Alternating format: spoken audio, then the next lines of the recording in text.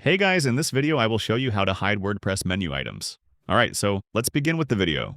Start by opening your preferred internet browser and going to the WordPress homepage.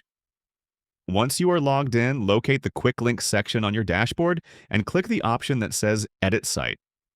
This will take you to the WordPress site editor, which is the main area for customizing both the design and functionality of your website, including the navigation menu.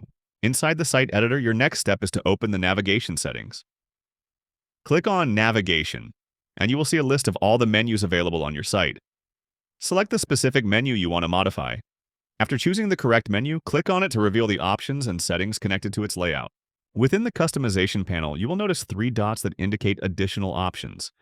Click on these three dots and then select Edit to enter detailed edit mode. Here you have full control over every item inside the menu. Carefully review the items listed and decide which ones you want to remove. Deleting unnecessary menu items will help streamline your website's navigation and make it easier for users to explore your content. Once you have removed all unwanted items, save your changes so they are applied instantly to your live site. And that's it.